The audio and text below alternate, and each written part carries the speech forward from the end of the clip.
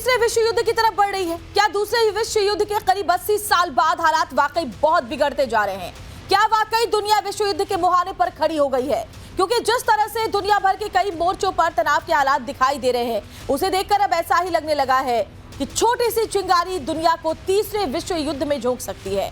जिस तरह से मिडिल ईस्ट में महायुद्ध छिड़ा है, अमेरिका और इजरायल के सामने ईरान पूरी तरह से डरा हुआ है। 18 दिनों से मिडिल ईस्ट में महायुद्ध चल रहा है, लेकिन इसका कोई समाधान निकल नहीं पा रहा है। ईरान अब दुनिया के सभी मुस्लिम देशों से एकजुट होने की अपील करने लगा है, तो वहीं रूस और यूक्रेन के बीच 3.5 साल से ज्यादा वक्त बीत चुका है। जंग चल रही है जो कब तक चलेगी इसका पता नहीं चल पा रहा है। अफगानिस्तान और पाकिस्तान के बीच भी तनाव चरम पर है। दोनों के बीच युद्ध जैसे हालात है। अमेरिका और चीन की तनातनी दुनिया में जग जाहिर है। वर्चस्व की लड़ाई में दोनों खुद को दुनिया के दादा के तौर पर पेश करते हैं, तो वही ताइवान को लेकर चीन का रुख और ताइवान के तल्ख तेवर भी एक और युद्ध की आहट की तरफ इशारा कर रहे हैं। उधर नॉर्थ कोरिया का सनकी तानाशाह किम जोंग उन तो मानो जंग का एक मौका खोजता है। जिस तरह से नॉर्थ कोरिया लगातार मिसाइलों का परीक्षण कर रहा है, मिसाइलें दाग रहा है, साउथ कोरिया को आग दिखा रहा है। अमेरिका का वेनेजुएला पर कब्जा और अब कनाडा पर उसका रुख और ग्रीनलैंड पर कब्जे की जिद दुनिया को विश्व युद्ध की तरफ धकेल सकती है। तो एक और जहां दुनिया भर में तलखी बनी हुई है, तनाव के हालात हैं, उसी बीच आज 2 तस्वीरें दुनिया की चिंता को और बढ़ाती दिखाई दे रही हैं। पहली तस्वीर काबुल में हुए पाकिस्तान के हमले की है। इस हमले में 400 लोगों की मौत की बात कही जा रही है, जबकि सैकड़ों लोग घायल हो गए। पिछले कुछ दिनों से पाकिस्तान और अफगानिस्तान के बीच तनाव काफी बढ़ गया है। तो दूसरी जो तस्वीर है मिडिल ईस्ट की, जहां पिछले 18 दिनों से महायुद्ध छिड़ा हुआ है। ईरान झुक नहीं रहा, वो लगातार अमेरिकी बेसिस पर अटैक कर रहा है। ईरान ने एक के बाद एक बगदाद स्थित एयरबेस पर जोरदार फिर से किया है अटैक। की जो तस्वीरें हैं वो सामने है इस वक्त आपके। तो मिडिल ईस्ट में छिड़ी जंग और भीषण होती जा रही है। ट्रंप दुनिया से गुहार लगा रहे हैं कि कुछ देश ट्रंप के समर्थन में हैं, तो कई देश अब मिडिल ईस्ट के मसले से दूरी बनाते हुए नजर आ रहे हैं। और इस बीच बात करते हैं सबसे बड़ी खबर की, जो काबुल से सामने आ रही है। ब्रेकिंग न्यूज इस वक्त आपको बता दें, काबुल पर पाकिस्तान फिर से स्ट्राइक की है। पाकिस्तान ने काबुल में अस्पताल पर बताया जा रहा है बम बरसाए हैं। नशा मुक्ति केंद्र के अस्पताल पर हवाई हमले किए गए हैं। तालिबान का दावा है पाक हमले में 400 लोगों की मौत हो गई है। पाकिस्तानी हवाई हमले में 250 लोग घायल हैं, ये दावा तालिबान की तरफ से किया गया है। पाकिस्तान ने अस्पताल पर हालांकि हमले से इनकार किया है, लेकिन तस्वीरें जरा आप देखिए। अफगानिस्तान और पाकिस्तान के बीच डूरन लाइन पर लगातार झड़प होती रहती है, लेकिन पाकिस्तान ने काफी समय बाद काबुल पर इतना बड़ा हवाई हमला किया है। तालिबान सरकार के प्रवक्ता ने बताया कि रात करीब 9 बजे पाकिस्तानी वायुसेना ने काबुल पर हमला बोला और अस्पताल पर बम बरसाए। इस अस्पताल में नशा छोड़ चुके लोगों का रिहैब सेंटर था। पाकिस्तानी हमले के बाद अस्पताल में आग लग गई। आग इतनी विकराल थी कि कई किलोमीटर दूर से ही लपटें देखी जा रही थी। हमले के बाद राहत और बचाव कर्मी जुट गए। अभी तक जो अपडेट मिल रहा है उसके मुताबिक 400 लोग अपनी जान गंवा चुके हैं। सोचिए कितना बड़ा हमला था, जबकि 250 लोग घायल हैं। कुछ लोगों के लापता होने की भी खबर है। यानी बहुत बड़ा हमला पाकिस्तान की तरफ से काबुल में किया गया है, स्ट्राइक की गई है और एक अस्पताल को टारगेट किया गया है। तो बीती रात पाकिस्तान ने एक बार फिर से कायराना करतूत को अंजाम दिया है। अफगानिस्तान में पाकिस्तान ने बड़ा हमला किया। काबुल में 5 जगहों पर हुए पाकिस्तान के स्ट्राइक में 400 लोगों की मौत हो गई। काबुल पर हमले के बाद जबकि बताया जा रहा है कि 250 लोग घायल भी हुए हैं। हमले के बाद पाकिस्तान ने हालांकि इस हमले से इनकार किया है, लेकिन अफगानिस्तान में अफरा तफरी मची हुई है। काबुल पर हुए हमले की चौतरफा निंदा हो रही है। तालिबान के स्वास्थ्य मंत्रालय के प्रवक्ता शराफत जमान ने कहा कि नशा मुक्ति अस्पताल का बड़ा हिस्सा पूरी तरह से तबाह हो गया। अफगानिस्तान सरकार के प्रवक्ता ज़बीउल्लाह मुजाहिद ने कहा कि अस्पताल में मरीजों पर हमला बर्बरता है।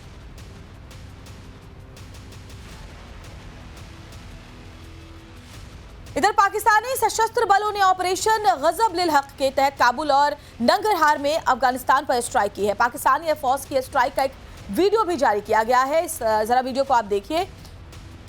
तो रमजान का महीना चल रहा है, ईद आने वाली है और उससे पहले ही देखिए ये इतना बड़ा हमला जिसमें 400 लोग अपनी जान गंवा चुके हैं, वो भी एक अस्पताल के ऊपर। पाकिस्तान की तरफ से जो हमले किए गए इसकी चौतरफा निंदा की जा रही है। बताया जा रहा है 250 लोग इसमें घायल हो गए। और ये तस्वीर आप देखिए, इसमें धमाके की आवाज़ आप साफ सुन सकते हैं और साथ ही जो टारगेट करके अस्पताल पर बम बरसाया गया उसके बाद की स्थिति को भी आप देख सकते हैं। धुआं ही धुआं, आग की लपटें, जोरदार धमाका ये आपको नजर आ रहा है।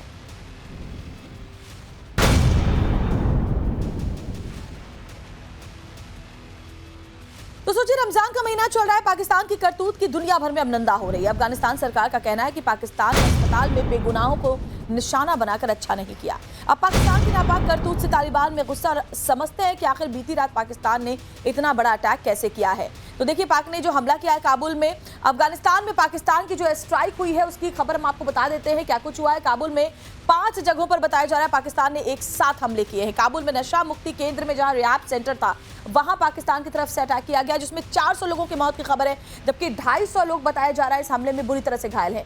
पाकिस्तानी वायुसेना ने बीती रात ये स्ट्राइक की है, अस्पताल के ऊपर स्ट्राइक किया। आप सोचिए, सोमवार की रात करीब 9 बजे ये हमला किया गया। पाकिस्तान ने JF-17 JF-16 का इस्तेमाल किया इस हमले में। अफगानिस्तान ने हमले को अमानवीय बताया है। अस्पताल के ऊपर ये हमले किए गए हैं, मरीजों पर हमला बर्बरता है अफगानिस्तान कह रहा है, और अफगानिस्तान अब इसके बाद क्या रिटेलिएशन करता है वो देखना होगा, क्योंकि जिस तरह से ये हमले किए गए हैं वाकई उसकी अब हर तरफ निंदा हो रही है। पाकिस्तान की तरफ से ये हमला एक अस्पताल को टारगेट करके किया गया है।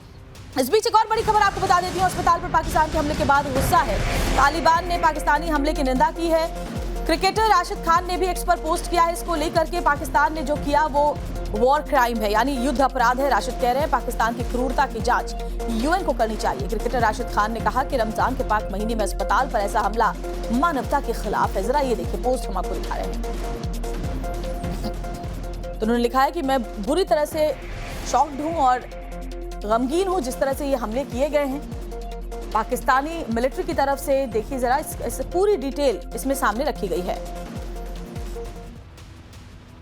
और सोचिए, पाकिस्तान ने जिस नशा मुक्ति केंद्र को निशाना बनाया, ये वही जगह है जहां अफगान क्रिकेट खिलाड़ियों ने 3 साल पहले इस केंद्र का दौरा किया था और जीवन में दूसरा मौका तलाश रहे मरीजों से उन्होंने बातचीत की थी, उन्हें इंस्पायर करने की कोशिश की थी। उस वक्त की तस्वीर हम आपको ये दिखा रहे हैं। अफगान खिलाड़ी गुलबुद्दीन नायब को 2022 में नशा मुक्ति अभियान का एम्बेसडर भी नियुक्त किया गया था।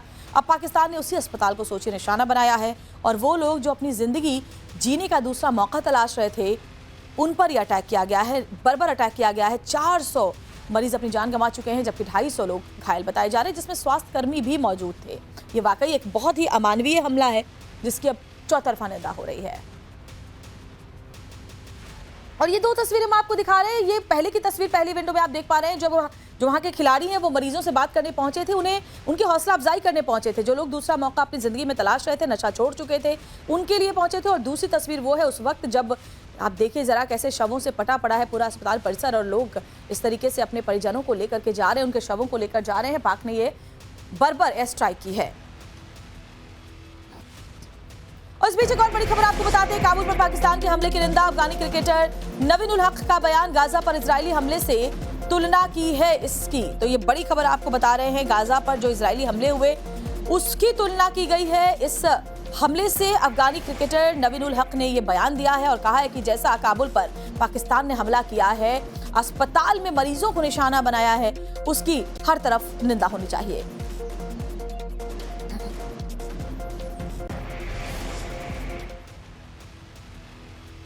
तो देखिए, अपनी चालबाजी और झूठ के लिए पाकिस्तान दुनिया भर में बदनाम है। एक बार फिर से पाकिस्तान दुनिया के सामने बेनकाब हो रहा है। पाकिस्तान के स्ट्राइक में काबुल में देखिए क्या हुआ है, 400 लोगों की मौत हुई है और उस पर भी पाकिस्तान झूठ बोल रहा है। पाकिस्तान का अस्पताल पर हमले से इनकार, पाकिस्तान ने कहा हमने स्ट्राइक नहीं की है। पाकिस्तान सच अभी भी नहीं बोल रहा है। और हमले पर पाकिस्तान ने क्या कहा, हमला केवल सैन्य ठिकानों पर किया गया। पाकिस्तान कह रहा है हमने अस्पताल को टारगेट नहीं किया, अस्पताल पर नहीं हमले किए। और काबुल और नंगरहार पर पाक का अटैक जो है वो अब दुनिया के सामने, उसके वीडियोस भी सामने आए हैं। हथियार और गोला बारूद को निशाना बनाया पाकिस्तान। क्या कुछ कह रहा है, आतंकियों के गोला बारूद नष्ट करने का दावा पाकिस्तान की तरफ से किया जा रहा है, लेकिन सच्चाई ये है कि एक अस्पताल को पाकिस्तान की तरफ से टारगेट किया गया है जिसमें 400 लोगों की मौत हो गई है। लेकिन झूठ बोलने में पाकिस्तान एक्सपर्ट है और वो एक बार फिर से सामने आया है। और हमारे साथ AVM PK Srivastava sir defence expert के तौर पर जुड़े हुए हैं।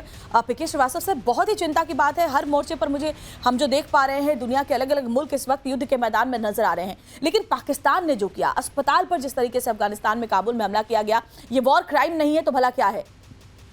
श्वेता, ये कहेंगे बहुत कायरतापूर्ण और बहुत ही बड़ा ये क्राइम है, क्योंकि वो उम्मीद ड्रग रिहैबिलिटेशन सेंटर था, उसमें 400 लोग मारे गए, 250 घायल हैं। ये पेशेंस का वो था। और देखिए, मैं एक बिंदु से जोड़ना चाहूँगा पाकिस्तान की इस हरकत को। पाकिस्तान का UAE के साथ एक मिलिट्री पैक्ट हुआ था रिसेंट पास्ट में। उसमें ये हुआ था कि अगर कोई उनके ऊपर हमला करेगा तो पाकिस्तान उनकी मदद करेगा।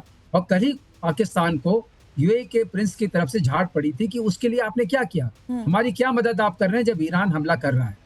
और पाकिस्तान उस बात को छुपाने के लिए ये दिखाने की कोशिश कर रहा है कि हम अफगानिस्तान के साथ लड़ रहे हैं, इसलिए हमारे पास संसाधन नहीं है।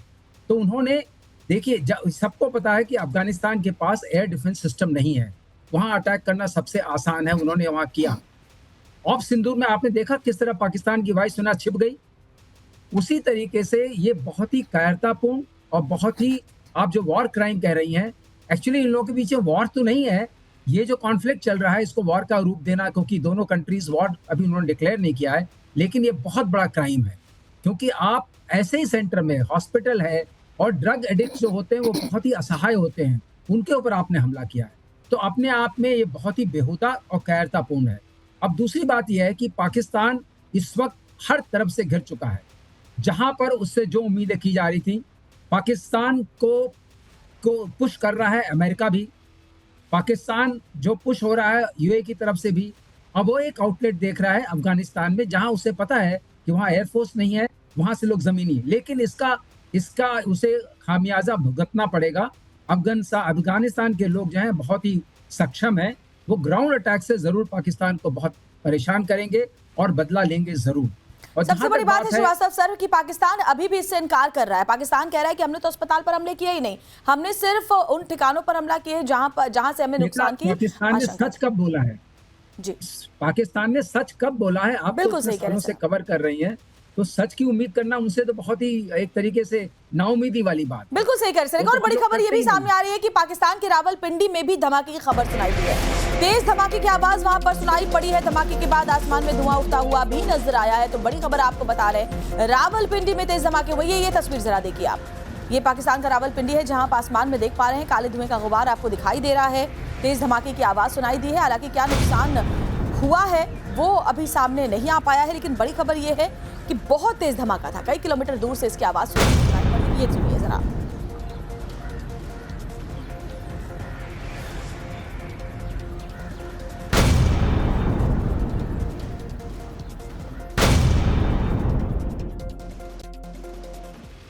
तो एक और पाकिस्तान ने काबुल पर अटैक करके पूरी दुनिया को हैरान कर दिया, 400 लोगों को मार दिया है। तो उधर मिडिल ईस्ट में 18 दिनों से महायुद्ध जारी है। ईरान झुकने को तैयार नहीं। और बड़ी खबर इससे जुड़ी हुई आपको बता देते हैं, ईरान ने अमेरिकी एम्बेसी पर फिर से ड्रोन अटैक किया है।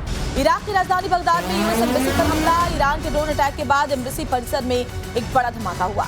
और आपको जो हम वीडियो दिखाएंगे वो आप देख पाएंगे कैसे रात के अंधेरे में ईरान ने अमेरिकी दूतावास की बिल्डिंग पर ड्रोन से हमला किया। ये तस्वीर जरा आप देखिए, ये अमेरिकी एम्बेसी है इराक के बगदाद में और उसे टारगेट किया गया है। जितने भी मिडिल ईस्ट की गल्फ कंट्रीज हैं, ईरान की तरफ से अमेरिकी बेस को, अमेरिकी दूतावास को निशाना बनाया गया है, उन इमारतों को निशाना बनाया गया है जहां अमेरिकी अफसर ठहरे हुए हैं। अब ड्रोन से जो हमला किया गया है उसकी तस्वीर आप जरा देखिए। हालांकि ड्रोन अटैक से किसी नुकसान की खबर नहीं है, लेकिन तस्वीरें जरा आप देखिए। यूएस एम्बेसी है ये, जिस पर ये अटैक किया गया है।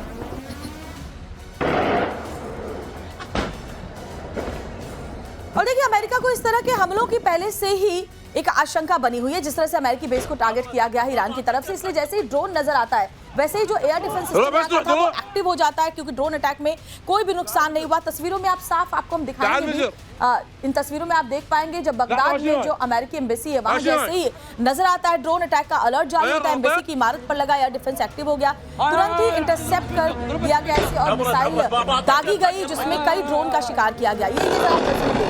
इन तस्वीरों को देख करके आप समझ सकते हैं कैसे इंटरसेप्शन के बाद तुरंत जो मिसाइलें उसे दागा गया और ड्रोन को निष्क्रिय किया गया। लेकिन एक ड्रोन सीधा एम्बेसी की इमारत से जाकर लगा और वहां विस्फोट भी हुआ, लेकिन कोई नुकसान वहां पर किसी तरीके का नहीं हुआ। लेकिन तस्वीरें जरा आप देखिए, यहाँ बगदाद में जो अमेरिकी एम्बेसी है उसे टारगेट करके ईरान की तरफ से ड्रोन अटैक किया गया, लेकिन एयर डिफेंस सिस्टम इतना मजबूत कि उसने इसे इंटरसेप्ट कर दिया। और इस बीच एक और बड़ी खबर आपको बता दे रहे हैं, बगदाद पर हमले का वीडियो भी सामने आया है। जदरिया इलाके में घर को निशाना बनाया गया है ईरान की तरफ से, तो एक घर को निशाना बनाया गया है।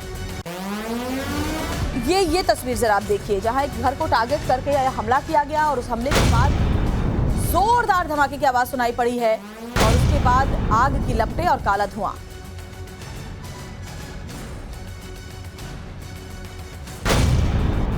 और इसके अलावा एक और बड़ी खबर आपको बता रहे हैं, इजराइल भी कई मोर्चों पर एक साथ युद्ध लड़ रहा है, जंग लड़ रहा है। लेबनान पर इजराइल का एक और हमला सामने आया है। अरमोन इलाके में एक शख्स के घायल होने की भी खबर है इस हमले में। तो बड़ी खबर आपको बता रहे हैं, एक तरफ इजराइल की तरफ से ईरान पर भी हमले किए जा रहे हैं, दूसरी तरफ हिजबुल्लाह के ठिकानों पर भी लेबनान में इजराइल की तरफ से हमले किए जा रहे हैं। अरमोन इलाका ये बताया जा रहा है, जो तस्वीरें इस वक्त आपके सामने हैं उसमें इजराइल की तरफ से देखिए जो स्ट्राइक की गई उसमें आप पूरी इमारत का जो ऊपरी हिस्सा है वहां आग की लपटें साफ देख सकते हैं। बताया जा रहा है एक शख्स इसमें घायल हुआ है।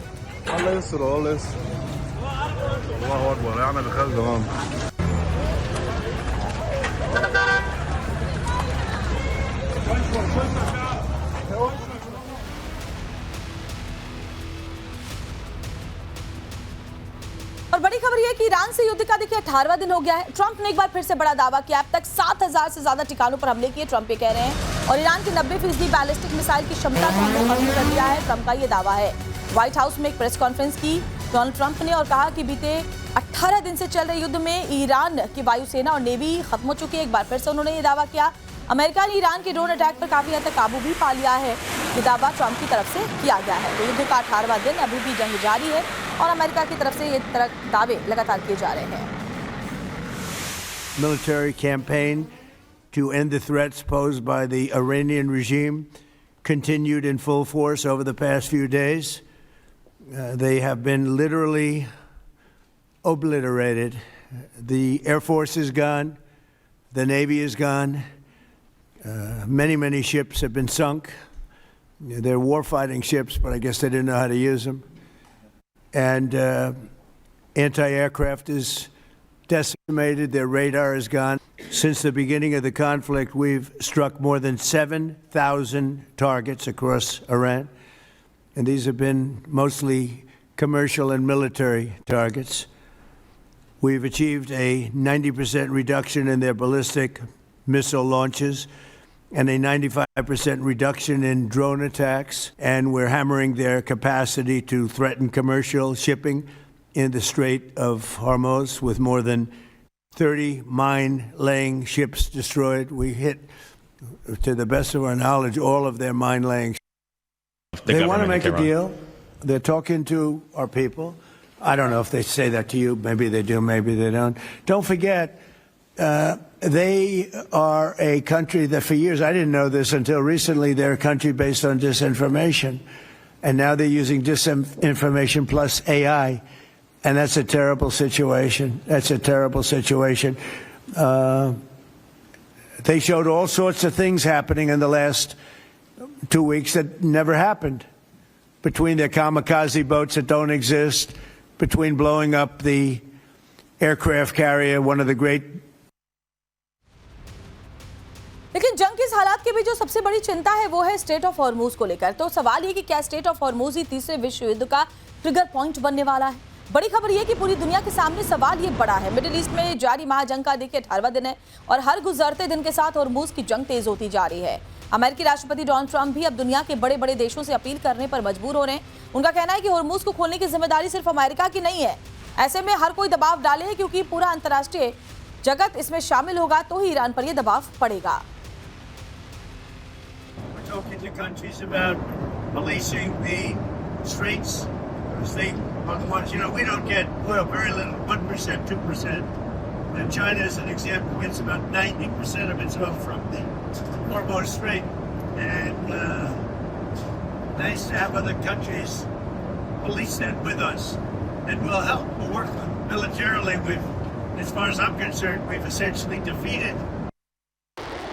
और श्रीवास्तव सर लगातार हमारे साथ जुड़े हुए हैं। श्रीवास्तव सर, ट्रंप कह रहे हैं कि सिर्फ हमारी जिम्मेदारी नहीं है कि हम स्ट्रेट ऑफ हॉर्मूज को खुलवाने के लिए आगे पहल करें। तो ट्रंप कहना क्या चाहते हैं? अटैक आप करेंगे, हमले आप करेंगे, युद्ध की प्लानिंग आप करेंगे, और उसके बाद आप कहते हैं कि जब नुकसान होगा तो उसकी जिम्मेदारी हमारी नहीं है। यही बात तो है। ट्रंप को अपने जो पुराने प्रेसिडेंट से, प्रेसिडेंट ट्रूमैन, उन्होंने जो कहा था द बक स्टॉप्स हियर। अगर कोई गलती किसी प्रेसिडेंट से होती है, अमेरिकन प्रेसिडेंट से, तो उसके अंदर इतना तो जिसे कहते हैं ना कॉन्फिडेंस होना चाहिए, इतनी जिम्मेदारी होनी चाहिए कि वो उसको ओन अप करे। ट्रंप के साथ सबसे बड़ी बात यह है कि उन्होंने अफरा तफरी मचा दी है, एक तरीके का आर्थिक महायुद्ध शुरू कर दिया है, और अब कहते हैं कि जिसका नुकसान हो रहा है वो आकर के यहाँ पर उसको मदद करे। देखिए, यूरोपियन जो उनके कंट्रीज है, नाटो कंट्रीज जो हैं, जो नाटो से बंधे हुए हैं, उन्होंने भी कहा है this is not our war, we didn't start it. And Trump ने किसी से पूछा था जिनसे वो मदद ले रहे हैं ये लड़ाई शुरू करने से पहले? कोई अनुमान किया था? कुछ भी नहीं हुआ था। और जहां तक ट्रंप का सवाल है, पहले उन्होंने कहा था हम रेजीम चेंज कर रहे हैं। अब देखिए रेजीम चेंज करने की बात तो खत्म हो गई, 2 हफ्ते हो गए, 18वां दिन चल रहा है, उसकी बात खत्म हो गई। अब वो कह रहे हैं हम ईरान को बर्बाद कर देंगे। ईरान को बर्बाद करेंगे तो स्ट्रेट ऑफ हॉर्मुज से अगर जो 20% तेल निकलना है पूरे विश्व का नहीं निकल रहा है, उसके लिए आप सब लोग आइए। मतलब एक लड़ाई आप शुरू करते हैं, उसमें सारे लोग अब उलझ जाएं। बिल्कुल सही कह रहे हैं सर आप, और इस बात का आकलन तो तो पहले ही करना चाहिए था जब आपने अटैक किया था। आपने क्या सोचा था कि 2 दिन में युद्ध खत्म हो इतनी बड़ी जाएगा? महाशक्ति आप हैं, इतनी बड़ी महाशक्ति आप हैं, आप ईरान को थका सकते हैं, वो कर सकते हैं, बॉम्ब कर सकते हैं, लेकिन ईरान की जो लड़ने की इच्छा शक्ति है उसको थका नहीं पाएंगे। और ये ईरान कह के रहे हैं कब्जे में जो 90% हिस्से चला हैं गया। उस पर कब्जा ईरान का ही रहेगा, वहां के निर्णय वो लेंगे। इस बात को पहले से समझना बहुत जरूरी था। बहुत बहुत शुक्रिया श्रीवास्तव सर आपका हमारे साथ जुड़ने के लिए। तो एक तरफ जहां मिडिल ईस्ट में तनाव के बीच देश में एलपीजी की किल्लत होने लगी थी, वहीं आज 2 दिन के भीतर दूसरी राहत भरी खबर मिल रही है। बड़ी जानकारी है, एलपीजी लेकर भारत पहुंचा नंदा देवी जहाज। गुजरात के वाडीनार पोर्ट पहुंच गया Nanda Devi. Straight of Hormuz के रास्ते भारत पहुंच चुका है। कल एलपीजी लेकर पहुंचा था शिवालिक, ताकि देश में जो एलपीजी को लेकर के दिक्कतें आ रही हैं वो खत्म हो सके। नंदा देवी एलपीजी टैंकर में लगभग 46,000 से 47,700 मीट्रिक टन एलपीजी है। एलपीजी लेकर आया नंदा देवी जहाज वाडीनार पोर्ट से करीब 10 किलोमीटर दूर समुद्र में पहुंच चुका है। जहाज को बंदरगाह पर लाने की बजाय मिड सी में ही शिप टू शिप ट्रांसफर के जरिए एलपीजी उतारी जाएगी।